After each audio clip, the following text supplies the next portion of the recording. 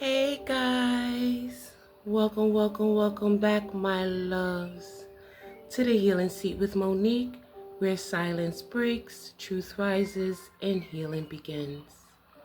This is a sacred space where we breathe, release, and rise together, and every word spoken here is for peace, truth, and renewal.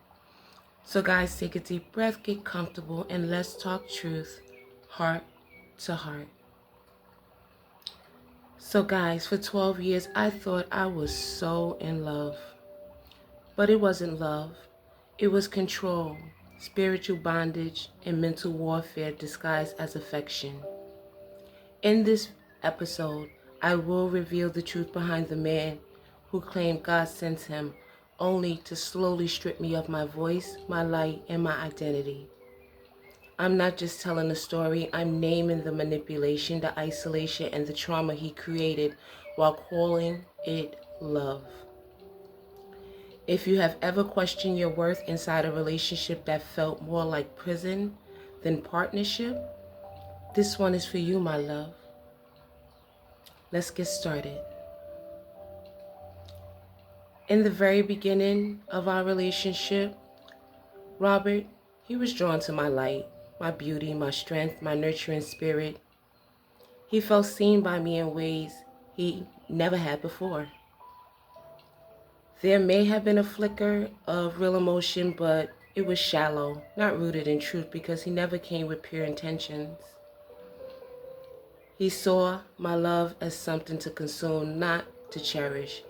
And as time went on, that light he was drawn to, it became something he deeply resented.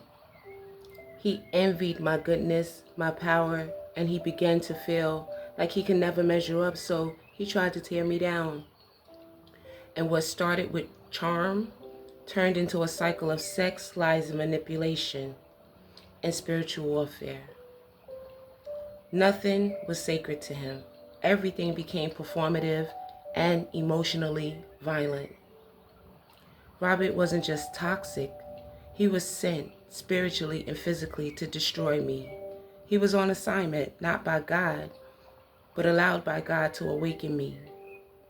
He was never truly capable of love because he was bound to darkness, and his mission was to invade, conquer, and steal my light. And for a while, guys, he did. But the truth is, I was never the broken one. He was. And instead of rising to meet my light, he dragged me down into his pit. Our relationship was never built on mutual love, but I loved him, and that part was real. I was the truth, the hope, the family, the love. And he was the lies, the strategy, the deception, and the self-gain, all for power and clout. The trips we took together, I meant them, but he used them for self-gain. The holidays we spent together as a family, I was building a home, and he was buying time putting together a plan to destroy my life. And the laughter that I gave so freely, he wore it like a mask. And every time I tried to lift him up, he cursed me under his breath because deep down he hated that I was everything he was pretending to be.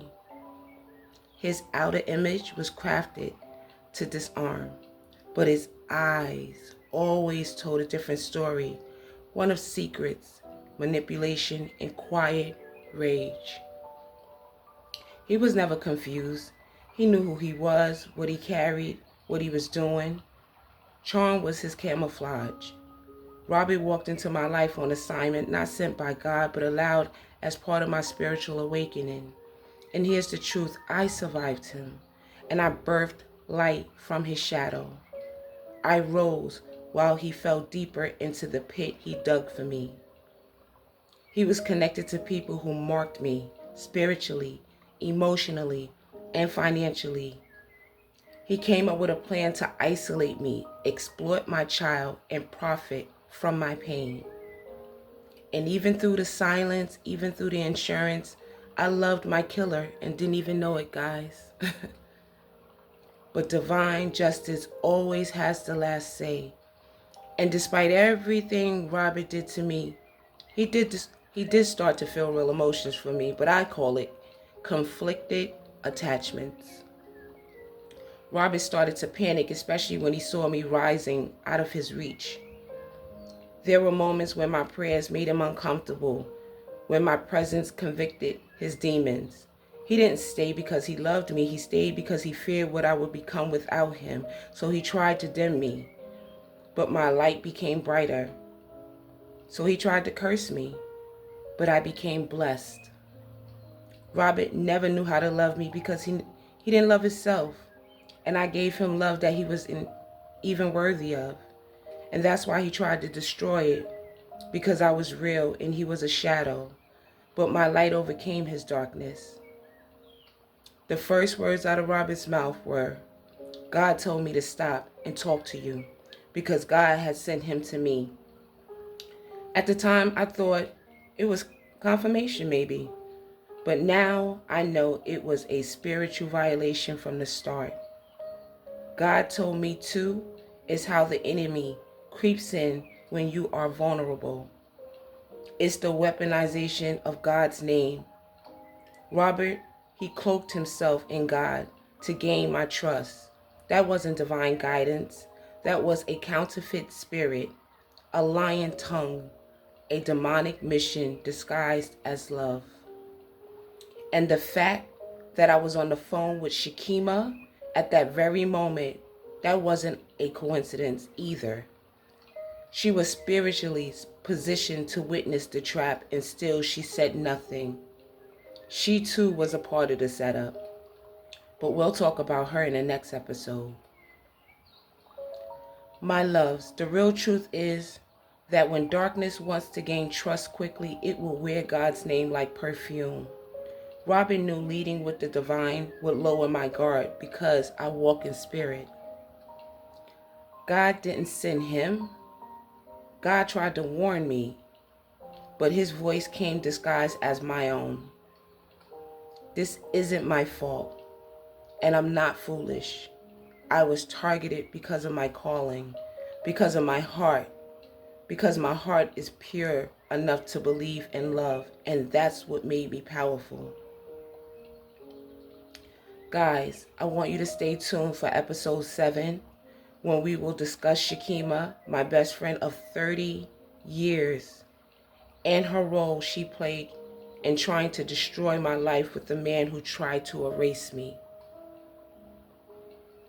If you felt the vibe today, don't forget to like, comment, and subscribe, and hit that post notification bell for future episodes as I continue to dive deeper into my life's journey and how I survived it. Guys, thank you so much for coming to sit with me at the healing seat with Monique.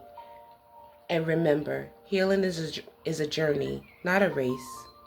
Keep standing, keep shining, and never forget, your story matters because you survived it, my loves.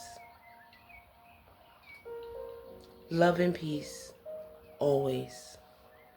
Namaste.